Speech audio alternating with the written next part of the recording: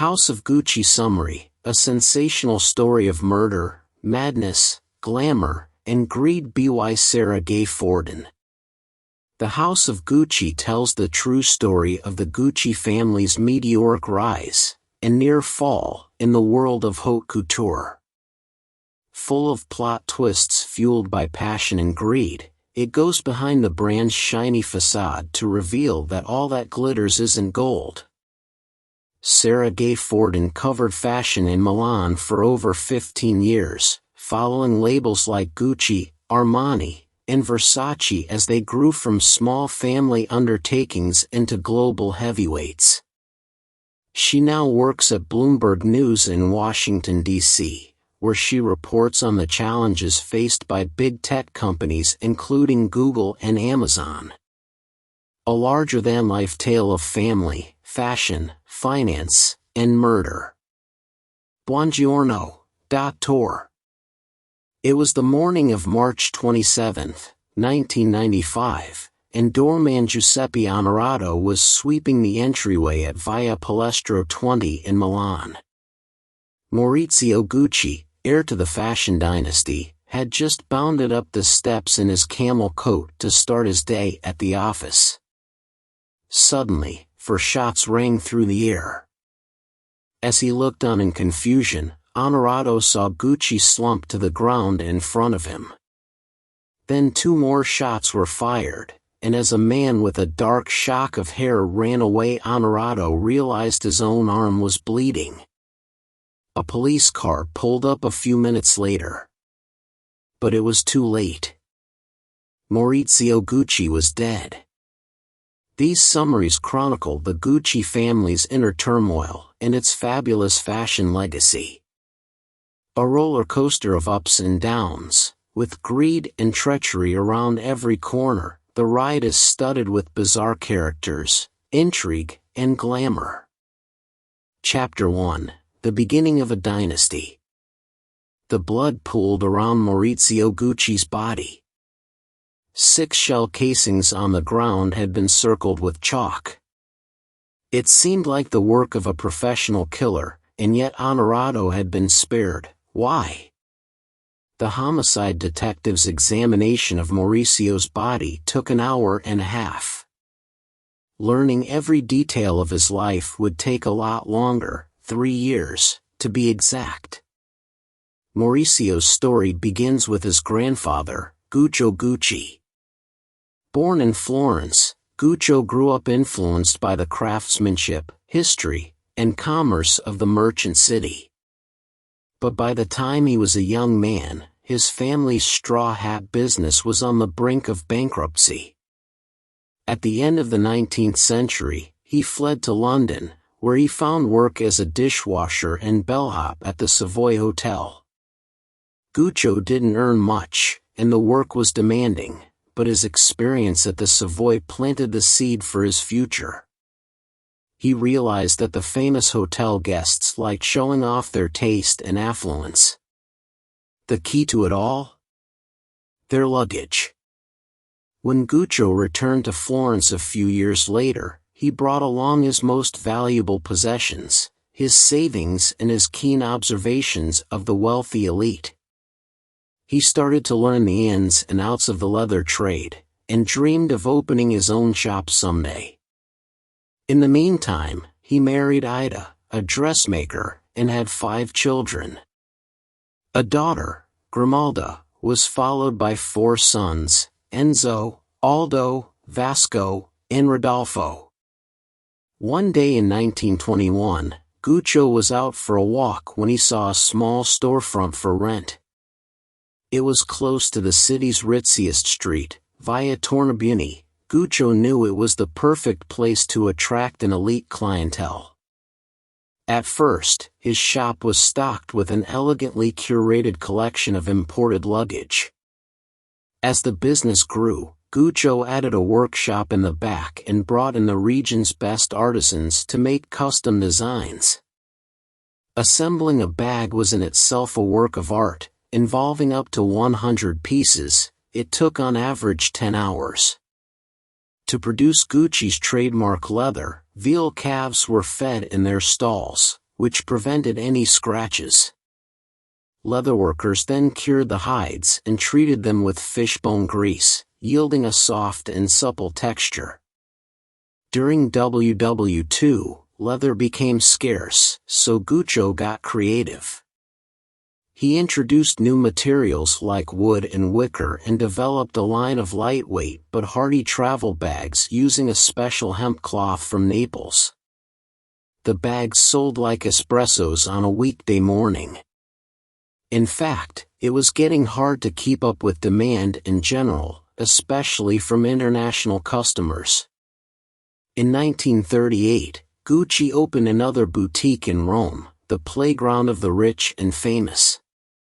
After the war, the opulent store, all glass and mahogany, became immensely popular among American and British soldiers looking for quality souvenirs to take home. Quality. That's what Gucci strove for and demanded. Always dressed in a fine shirt and crisp suit, accessorized with a Havana cigar and gold pocket watch, Gucci was characteristically Tuscan in his haughtiness, and his mark was evident in every product he sold. After all, as his son Aldo later said, quality is remembered long after price is forgotten.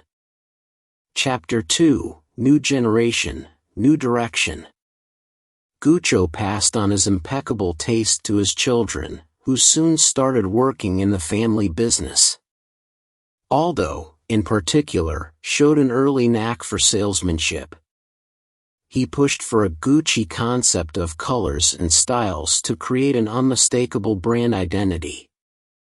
He promoted the myth that the Guccis had once been noble saddlemakers, drawing design inspiration, like the green and red webbing, from equestrian pastimes.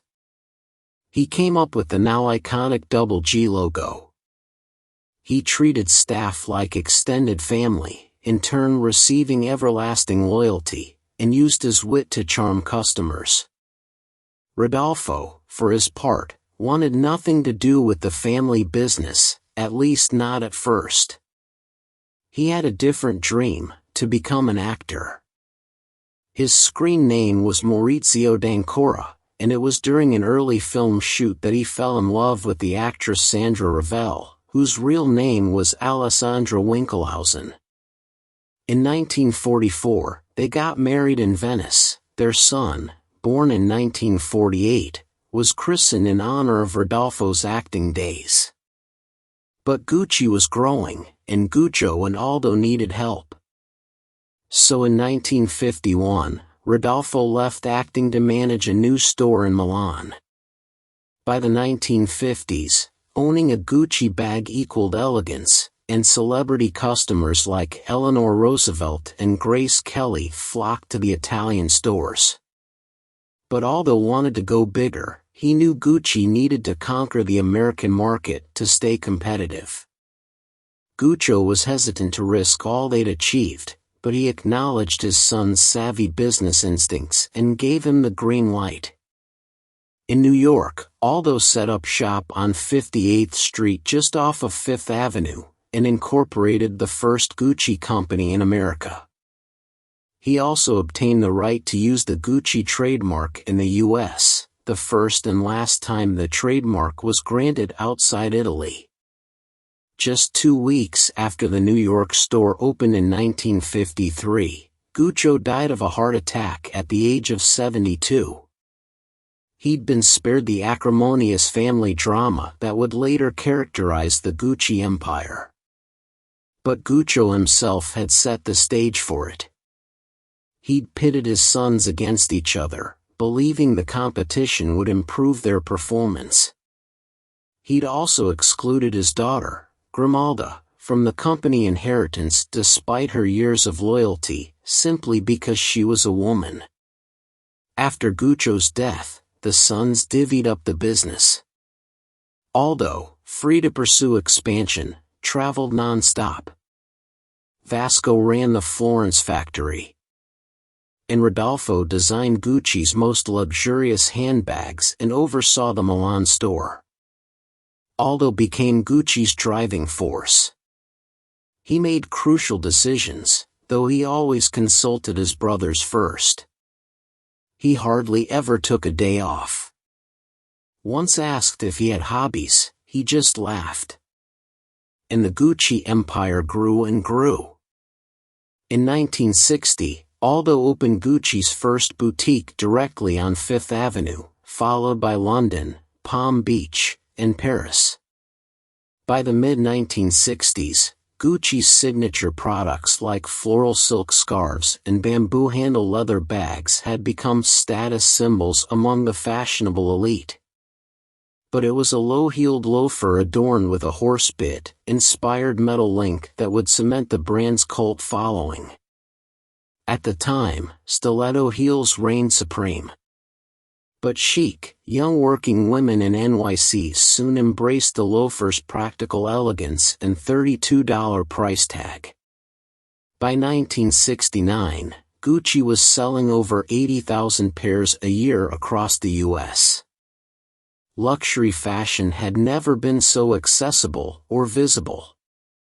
Chapter 3, A Rebellion, a Rift, and a Reunion. Papa, Maurizio said. I can't leave her. I love her. Rodolfo was shocked. He watched as his once docile and shy Maurizio ran upstairs, packed his bag, and left. All Rodolfo could do was yell, I'll disinherit you. But Maurizio was determined. He was going to marry Patrizia Reggiani. They'd met at a party in 1970 when Maurizio was 22 and Patrizia was 21, and it was love at first sight, for him, at least. Maurizio was tall and awkward. He didn't drink or know how to make small talk. But when the petite Patrizia entered in a bright red dress, high heels, and dramatic eye makeup, he was smitten. Has anyone ever told you look just like Elizabeth Taylor? He asked. She looked at him coyly and replied, I can assure you I am much better. It wouldn't be easy, but Patrizia knew that if she played her cards right, she'd soon possess one of Italy's most glamorous names. Maurizio's mother Alessandra had died of cancer when Maurizio was 5, and he'd grown up with his doting but protective father. Maurizio had a strict curfew and, in the Gucci tradition, began working in the family business after school. On weekends, he and Rodolfo would retreat to the estate in St. Moritz. Summers, Maurizio helped his uncle Aldo in New York while his peers sunbathed on the beach. As a young man, Maurizio began studying law in Milan, and Rodolfo warned him of social climbers, women like Patrizia. But Maurizio couldn't stay away from his Filetto Rosso, or Little Red Elf. Patrizia was the daughter of Silvana Barbieri, a former waitress, and Fernando Reggiani, the owner of a successful transport business in Milan. Fernando coddled her with expensive gifts, while Silvana groomed her for the future. After high school, Patrizia studied to be a translator. She was smart and quickly became fluent in French and English, but her main pastime was having fun. Often, she'd show up to class at 8 a.m. still in a sparkly cocktail dress. An hour after he'd stormed away from Rodolfo, Maurizio showed up at Patrizia's home holding his suitcase with the trademark red and green Gucci stripe, and begged her parents to take him in. Over the next year, he finished his studies, learned the ropes of the transport business, and gained self-confidence. Meanwhile, Rodolfo brooded with resentment and sadness at losing his only son. When Maurizio and Patrizia married in a lavish, high-profile ceremony with 500 guests in 1972, Rodolfo wasn't there. In fact, not one of Maurizio's relatives attended the wedding. But Patrizia was determined for Rodolfo and her mom to make up. She convinced Aldo, who'd been impressed by his nephew's determination and business acumen, to talk to Rodolfo. It had been 2 years since Maurizio's abrupt departure. But the next day, when Maurizio arrived at his father's office, Rodolfo lovingly greeted him as if nothing had happened. He then asked if the young couple would like to move to New York so Maurizio could work with Aldo. Less than a month after the reconciliation, Maurizio and Patrizia settled in the Big Apple.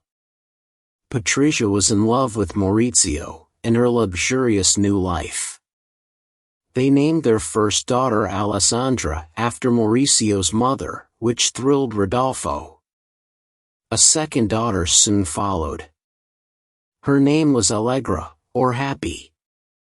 And the family was happy, for the time being. Chapter 4, Push and Pull. Gucci was on the up and up, and up. By 1974, there were 14 stores and 46 franchised boutiques around the world. Aldo held impromptu spaghetti dinners following concerts by his friend, the opera icon Luciano Pavarotti.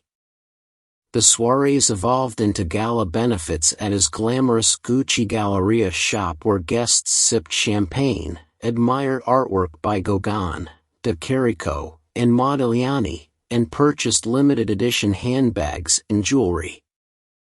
Meanwhile, Gucci's service was the talk of the town. Aldo didn't accept returns or give refunds, and he closed the store every day for lunch, as was the Italian way. New York Magazine ran a cover story titled "The Rudest Store in New York." But it all just fueled Gucci's cachet.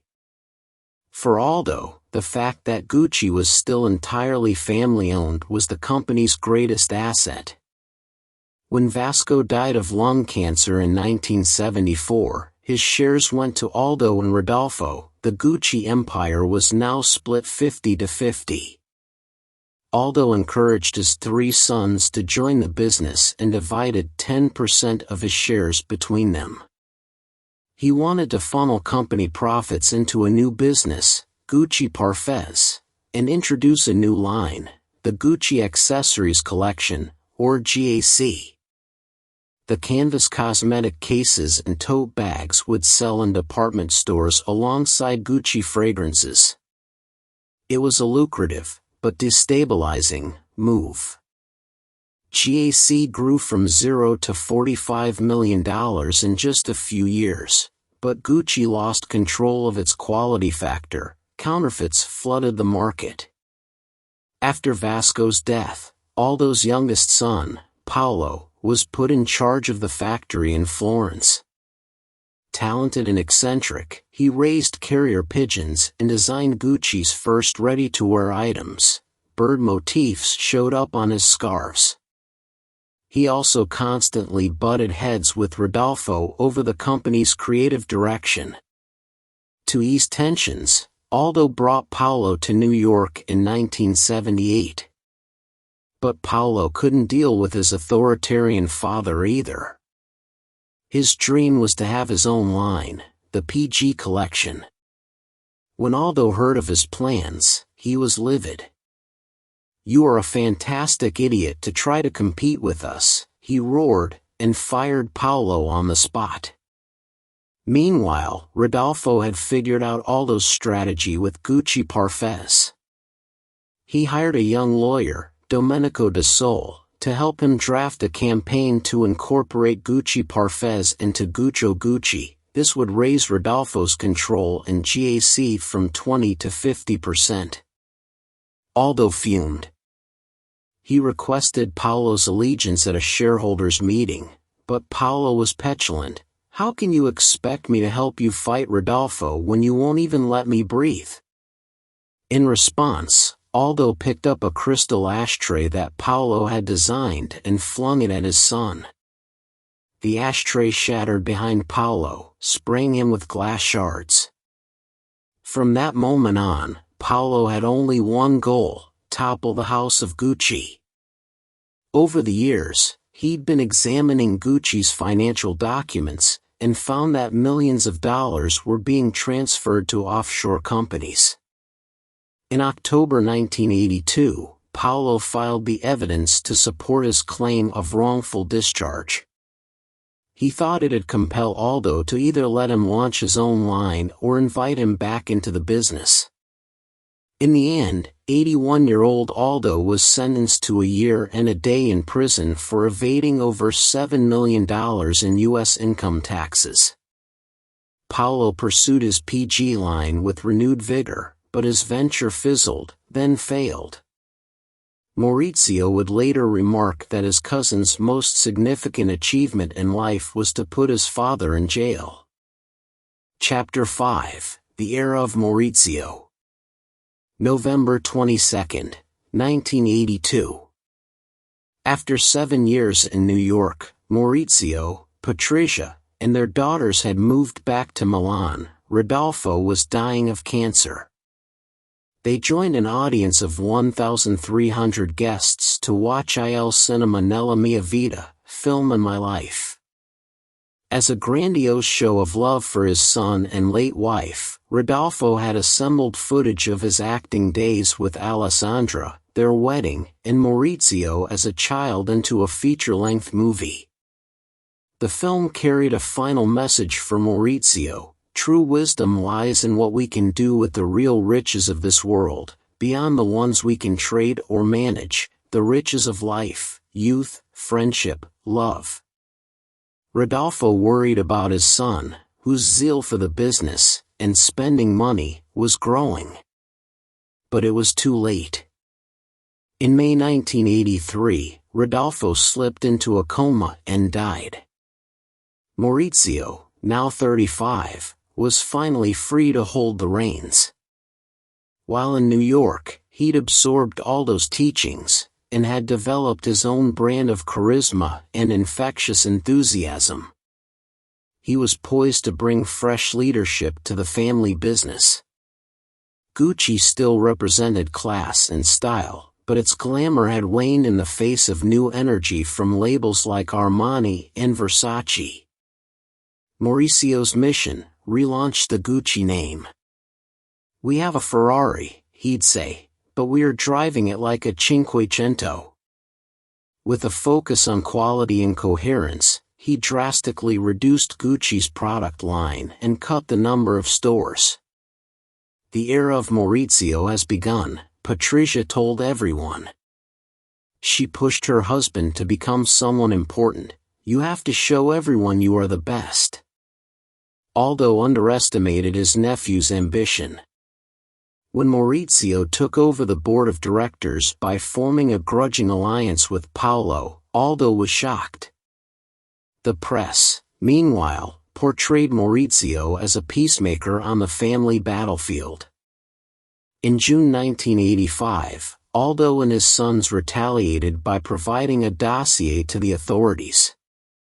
It's evidence that Maurizio had forged Rodolfo's signature on his share certificates to avoid paying inheritance taxes worth $8.5 million, was damning. But when Italy's fiscal police showed up at his office with an arrest warrant, Maurizio was prepared. He bolted out the door, hopped on his red Kawasaki GPZ, put on a helmet to avoid being recognized, and made a beeline for the St. Moritz estate in Switzerland. For the next year, Maurizio lived in Swiss exile. He was sick of his relatives undermining his progress. He knew he had to buy them out, but his cousins wouldn't sell their Gucci shares to him directly. The solution? Find a third party who would become a partner to Maurizio in redefining Gucci. With Morgan Stanley's help, he brokered a deal with an investment bank called InvestCorp to do just that. Maurizio's luck was turning. His lawyers had made an agreement with the Milan magistrates. He had to return and face the charges but wouldn't have to go to jail. Meanwhile, InvestCorp had bought up Mauricio's cousin's shares. Now there was just one last hurdle to clear. Aldo knew his hands were tied. With just 17% of Gucci America, he no longer had any authority. At age 84, he signed away his last piece of the family empire he'd worked so hard to build. Chapter 6: Fall and Triumph.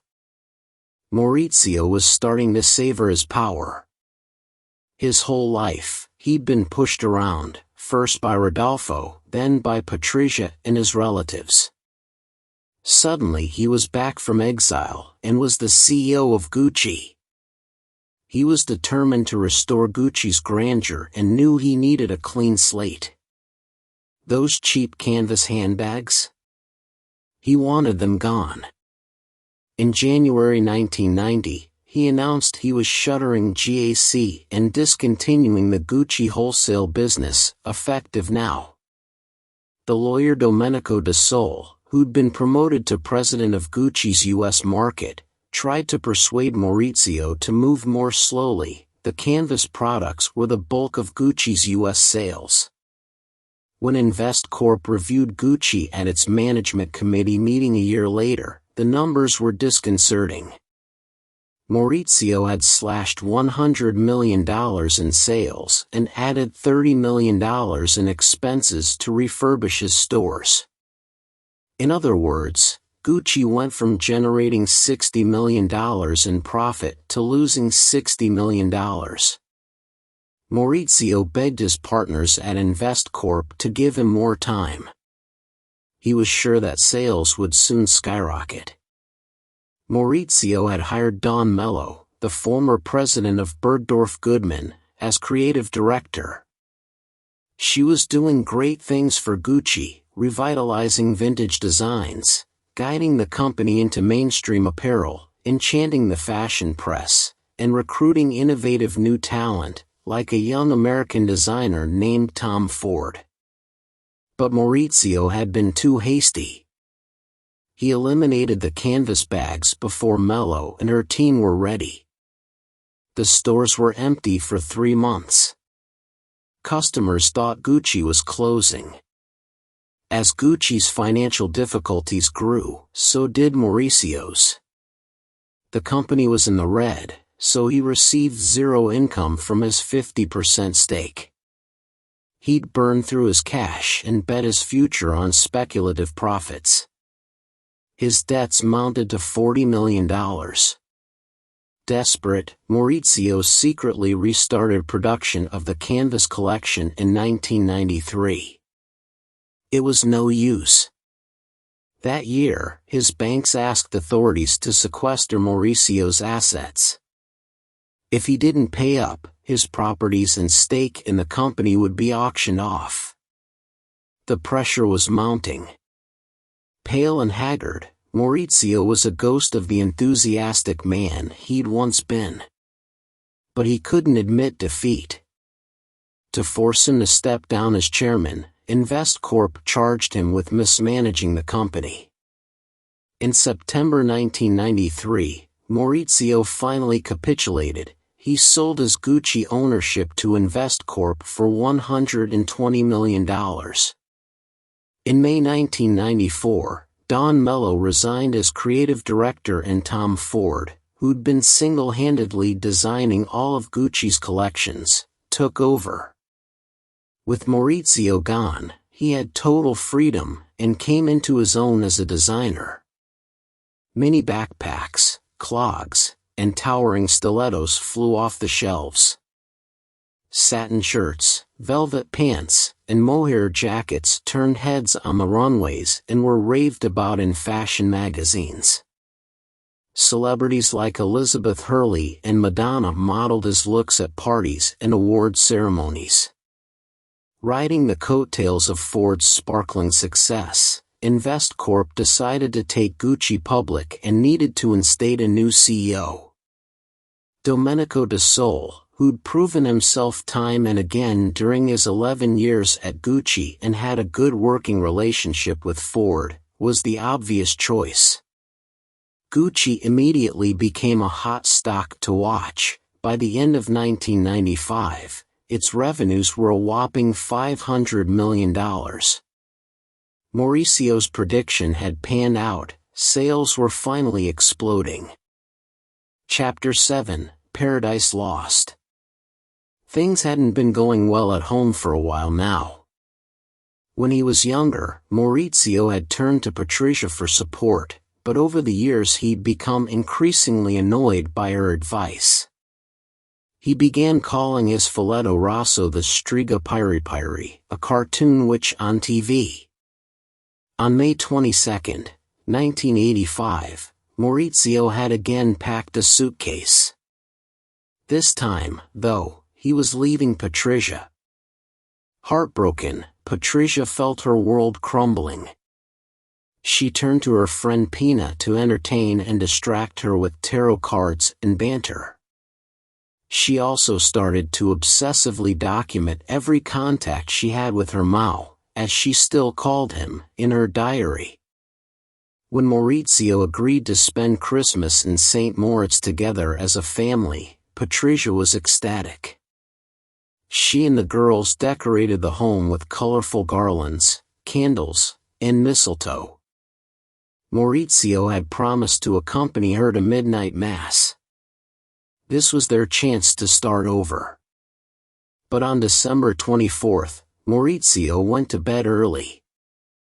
To add insult to injury, when Patrizia opened his Christmas gift the next morning, she found a measly keychain and an antique watch, which he knew she hated. That evening, Maurizio stayed home while Patrizia attended a party by herself. There, she learned that Maurizio planned to leave St. Moritz the next day. As Patrizia confronted him furiously, he put his hands around her neck and lifted her tiny frame off the ground. "This way you'll grow tall," he yelled. "I could use a few extra inches," she sputtered. Their auspicious Christmas holiday had ended, as had their marriage. After that, Maurizio tried to cut ties with Patrizia. He still made monthly deposits averaging $100,000 into her bank account, but banned her from the St. Moritz properties. And in the fall of 1991, Maurizio asked Patrizia for a divorce. In return, she vowed to destroy him. Around the same time, Patrizia began to be plagued by headaches. She was incapacitated by pain. In May 1992, her doctors discovered a tumor in her brain and told her she needed to have surgery immediately. Her chances of survival were slim. As Patrizia was wheeled into the operating room, she held her mother's hand and kissed her daughters goodbye. She looked for Maurizio, who never appeared. The tumor, though, turned out to be benign. And as Patrizia regained strength, she contemplated her revenge on Maurizio. Vendetta, she wrote in her diary, and negotiated a ruthless divorce settlement including a one-time payment of $550,000, an additional $846,000 per year, and a penthouse apartment. The divorce was ratified on November 19, 1994. Maurizio went home early to surprise his new partner Paola, beaming as he handed her a martini. His personal problems and debts were gone, and he had over $100 million in the bank. The depression dissipated, he bought a bicycle and started brainstorming new business ideas. Maurizio could finally rebuild his life, or so he thought. For months later, Maurizio was lying lifeless in a pool of blood. When she heard the news, Patrizia burst into tears. She then composed herself and wrote one word in her diary, in all caps, Paradisos, or paradise. That afternoon, she walked the few blocks from her apartment to where Maurizio had lived, rang the bell, and asked Paola to leave. The home now belonged to Maurizio's daughters, and through them, her. "He may have died," she confided to a friend, "but I have just begun to live." Chapter 8, The Black Widow's Last Stand. 2 police cars pulled up in front of the palazzo. It was 4:30 a.m. on January 31, 1997. The chief of Milan's criminal pole, Filippo Ninni, got out and rang the bell. He had an arrest warrant for Patrizia. When Patrizia emerged from her bedroom, Ninni could only gape in disbelief. She was wearing diamond jewels and a mink coat. She clutched a leather Gucci bag in her hands. "I'll be back tonight," she told her daughters, and donned a pair of sunglasses. That day, the shocking news monopolized the press. Maurizio Gucci's ex-wife and 4 accomplices had been arrested for his murder. It had been 2 years since Maurizio's death, and the investigation had stalled until the evening of January 8, 1997. Ninni was working late when the telephone rang. "I know who killed Maurizio Gucci," said a rasping voice. Soon, the caller, Gabriele Carpenese, was sitting in Ninni's office, telling the whole story. Carpenese and his wife had recently moved back to Italy and were staying at a cheap hotel until they could find their own place. There, Carpenese became friends with the sleazy doorman, Ivano Savioni. One hot summer day, they were drinking and smoking when Savioni confided a secret: he had lined up Maurizio Gucci's killers. The details trickled out over the next few weeks. Patrizia Reggiani had paid 600 million lire, about $375,000, to have Maurizio killed. Her longtime friend Pina Orima had acted as her intermediary. She'd contacted Savioni, an old friend, who'd then enlisted Orazio Scala, a 56-year-old pizzeria owner. Drowning in gambling debts, Scala had agreed to drive the getaway car. And his neighbor, Benedetto, had signed on as the killer.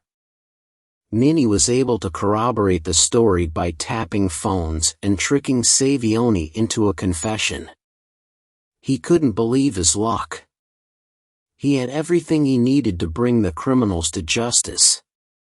After Patrizia's arrest, she was put in jail to await her trial.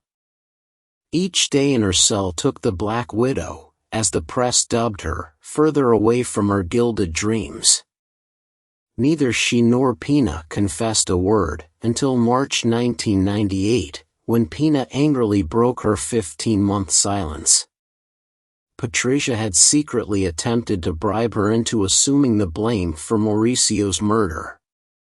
Outraged, Pina spilled the story. Her confession matched Savioni's version of events. June 2, 1998 marked Patrizia's first day in court. As she entered the room, photographers surged and the crowd murmured. On the stand, Patrizia talked about her marriage, 13 years of perfect bliss followed by disillusionment as Maurizio changed and sought advice from business advisors instead of his wife. Patrizia admitted that her hatred of Maurizio had become an obsession. "I didn't respect him anymore." Over the following months, Italians followed every detail of the Gucci trial, which unraveled as an epic story of love, luxury, and greed. Patrizia never admitted to ordering Mauricio's murder. In her version of the story, Pina gave her a present and then threatened her so she'd pay for it.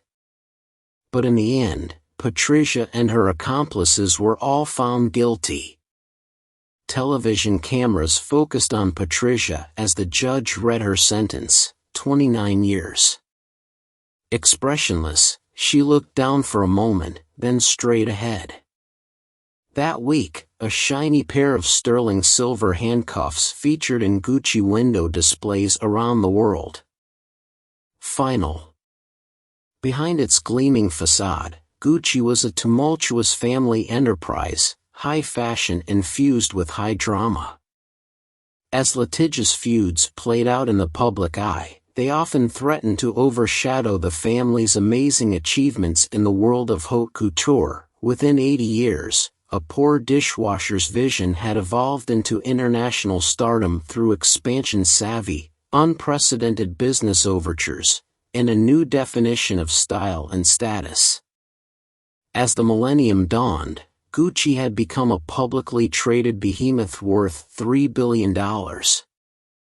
But it was time to weather one final storm, a fierce takeover challenge by the French investor Bernard Arnault.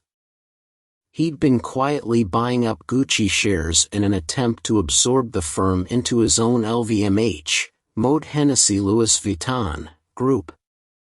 By 1999, he'd acquired 34% of Gucci. Shrewd as ever, Domenico de Sole guided Gucci through a surprising alliance that ultimately preserved the company's autonomy.